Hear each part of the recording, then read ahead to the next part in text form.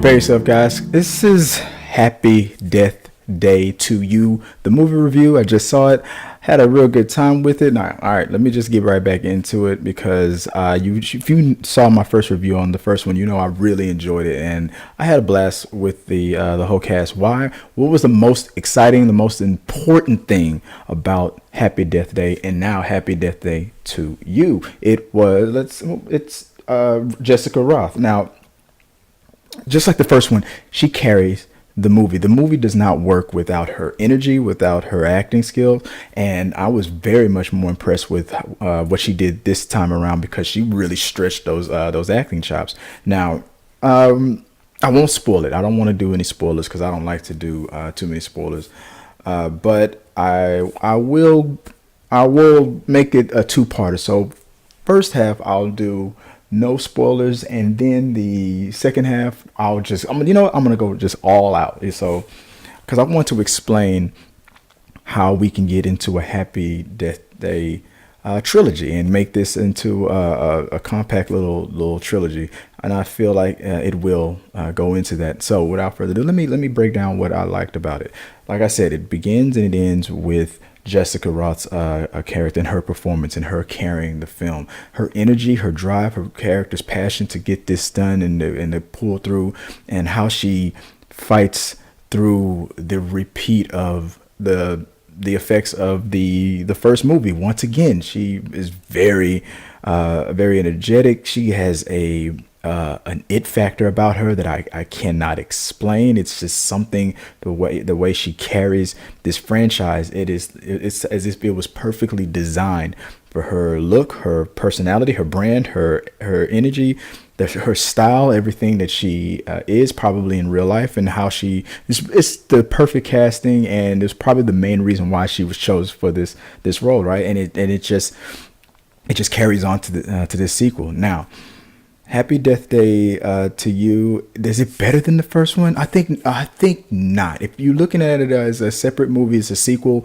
and in comparison to the original one, I think the first one is a tad bit better because it was surrounded by the whole mystery. Mystery was solved, and it's just now a new mystery on top of it, and the original mystery also simultaneously going with this movie, but it makes fun of that same fact, and it goes, hey, I've already been through this crap before. I'm not going through this crap again, and I'm going to punch right through, and until we realize that, hey, we're not just dealing with time travel. We're dealing with multiple universal dimension. If you are a fan of the CW, you've seen Flashpoint, you know what I'm talking about here. We're dealing with multiverse now. So now we're transcending through time, space, and other dimensions. So in this part of the story, we're now not only traveling through time, we're traveling to a whole new reality, and we're making new realities. But to keep the plot as simple as it can be, they say that they're at the most there are only, for some reason, there are only 6. Where in the multiverse there's supposed to be as infinite amount of what ifs and whatnot. But in this situation, if I remember correctly, I think the plot, one of the scientists says there's at least 6. So let me go through all the other characters. So now, I already talked about what I said and I like about Jessica Roth. Now, Israel Broussard, he brought a little bit more to his role.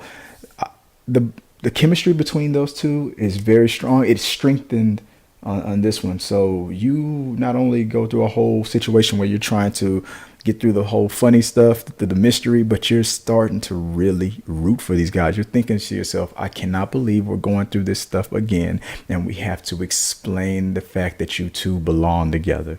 It's almost like a Ross and Rachel thing that's happening with these two guys. So the bond between these two characters, very much so on point, and I like exactly what was happening with them.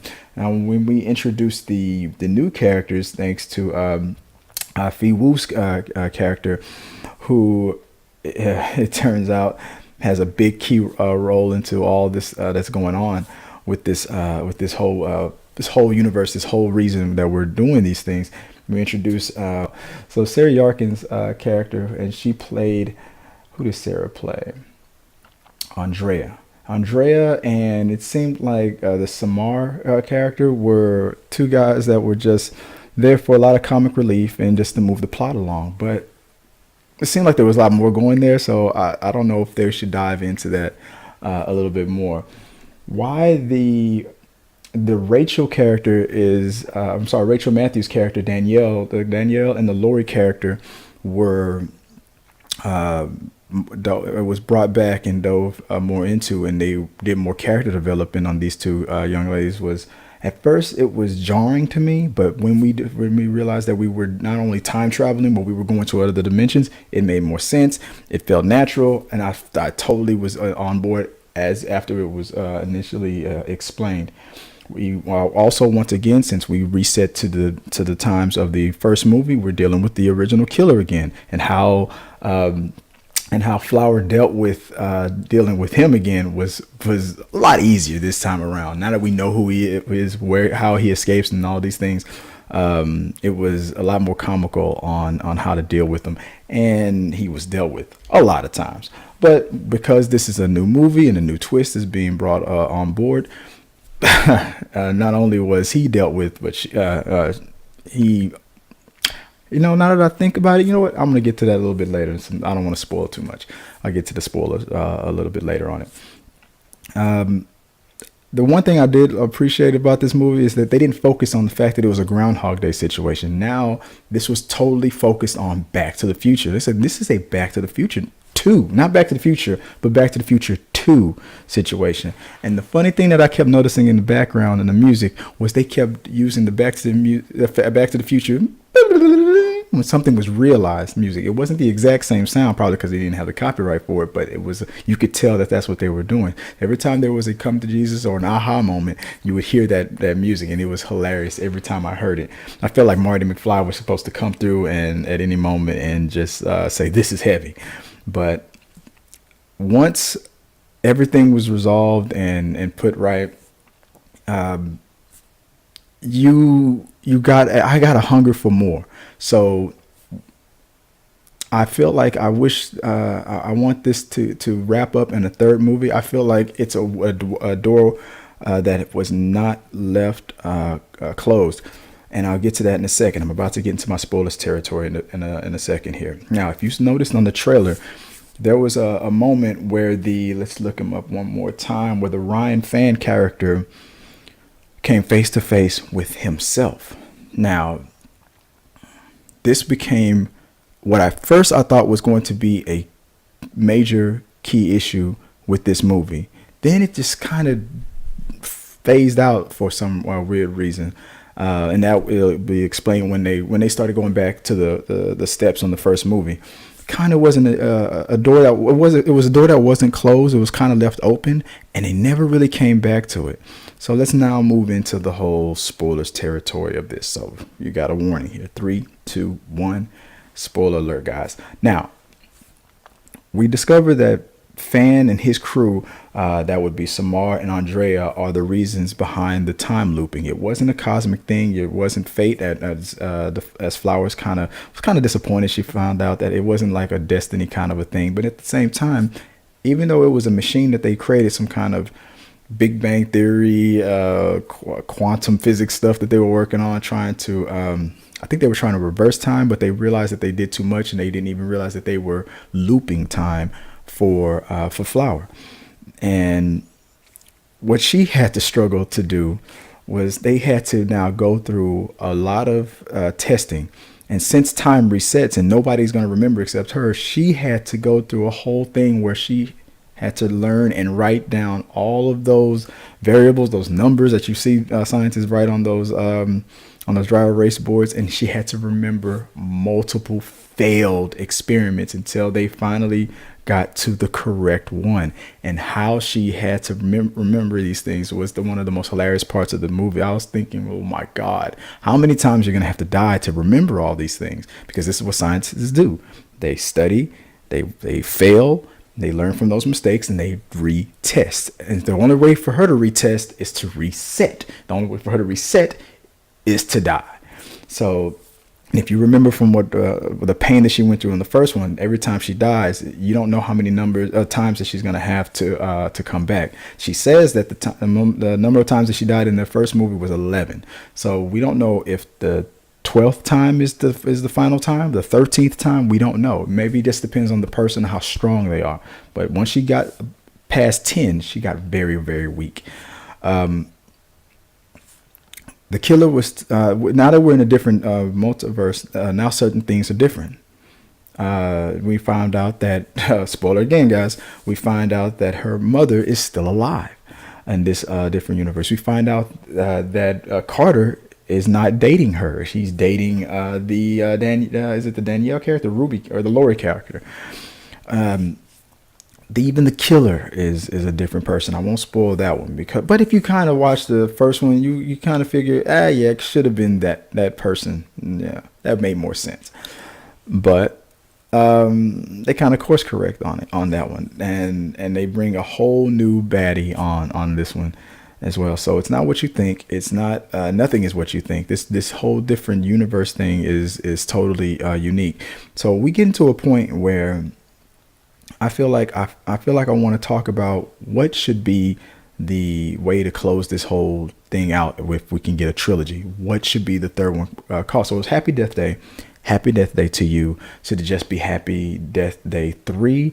Happy third Death Day. The third Happy Death Day, or the third Death Day. I mean, what's multiple things that you can call it? Or they might just land on Happy Death Day 3, just to make it simple. Because if you try to do the play on words thing, it just, I don't know. Nobody's ever really gonna like it. Happy Death Day to You only made sense once I started watching the movie, and it made more sense with the whole issues with her mother, sharing the same birthday. And the fact that more people were involved in the loop at this point.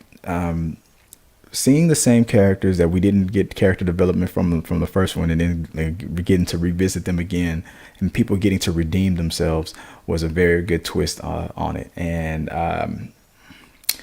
I think they're going to dive more into that. They left the door open for it. But here's that other door, because of the Ryan character, that I feel was never shut. So we found out in the beginning of the movie that with the creating of a multiverse, you have a situation like a time cop situation. If you remember time cop, what was the big major rule? Same matter cannot occupy the same space. And that was kind of brought up. It was never dove into, because we went into this whole Back to the Future stuff, Back to the Future 2 stuff. But this time cop stuff was never really addressed. It was addressed once. They never came back to it. And then after that, when the machine was reactivated, we go back into the steps of the first movie. Once we finally figured all of that out, we're still stuck in the past of the first movie, but in this whole different dimension. And once it's fixed and figured out, we go back to that point with the whole two Ryan characters. But then I don't know. I can't remember if that was the part where the movie kind of split from just time travel to multiverse situation. They had to go back to that point. You're back in where everybody's supposed to be, and we're starting from that day, on. They never come back to the two Ryan situation. That's what I had a problem with. There's hints to what a third movie could be about, but they never really came back to the two Ryan things.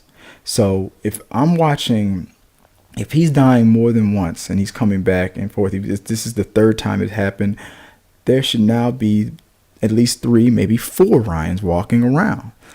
Same matter can't occupy the same space. This might still be a problem. And it might also be a problem with another character. I'm not going to mention that either.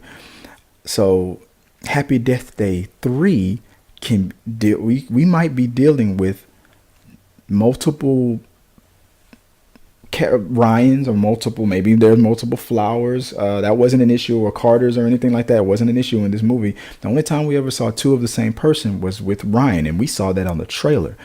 That situation was never really come back to. It wasn't rectified. Nothing was ever really done about that.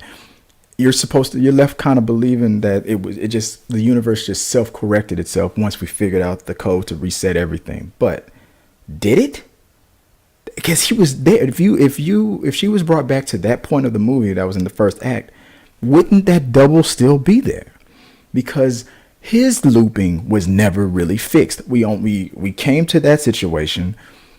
There was two Ryans, and then it just went all about her again when she jumped into another dimension. Now, if she comes back to the dimension that she's supposed to be in, there still should be two Ryans, maybe three now. Having a double Ryan situation and multiple people situation, it might lead into a play on words that I'm not even thinking about for Happy Death Day 3. And so I need you to help me, guys, come up with an idea for that. But there's more. This is the thing that I like about this universe. It raises more possibilities and more questions than it gives answers. And it's a lot of fun to mess around with this. And with the same people coming back, and the little loop that Ryan was going through when he was dying and coming back and trying to figure out what his thing was at the beginning that they never came back to. There's so many possibilities to drag this out even more. This is a deja vu, repetitive, the same joke over and over again. But for some reason, it works with this movie. That's because, once again, Jessica Rothe carries it very well and makes it fun. It was a lot of fun to see other characters develop and go through the same drama. And I'm hearing that there's another character that's going to probably go through it again on a third movie. Stay for a post-credit scene. There's one, and you'll know what I'm talking about. But is this the end of the Jessica Rothe character? No. The fact that they started off with another character going through the problem, and we learned that that this is all happening again, was fine at the beginning. But what I wanted to see, no offense to Ryan, the character Ryan, what I wanted to see him through the whole movie, no, because I don't think anybody on this team, no offense, could have done or what Jessica Rothe has done, not once but twice. So you bank on it with her to do it again and leave it alone and let that just be the final say so. Keep it focused on her. Happy Death Day 3. Happy third day. Yeah, I don't know how to play on those words, but that's what I want to see, and that's what needs to be done, and that's all I'm going to say about it. So what do you guys think? Does that be the final straw of it? Should this be the last one? I don't think it will be. I think this movie is going to make a lot of money. It was very, very good, and hey, the first one made enough money to carry a second and a third one. The budget is very low. You don't need too much to make them. And they're a lot of fun. And another fun thing about these movies, just like American Pie and American Pie 2, you can watch Happy Death Day and Happy Death Day to You and think of it as one movie. On its own, one is more superior than the other. Put them together as one whole movie, the whole pie is I don't know, it's great, it's better together. So when we make this into a trilogy, I feel like it'll crust over, it'll smooth over and become a recipe for a great trilogy. A comedy, dark thriller, whatever you want to call it. Horror. Is it really horror? It wasn't really that scary. It was more funny than anything else. Just figuring out the mysteries is probably a category I would put it in, and it would be a lot of fun. It's this movie stands on its alone, and it takes things from other movies, but it still stands on its own. So let me know what you guys think. Till next time.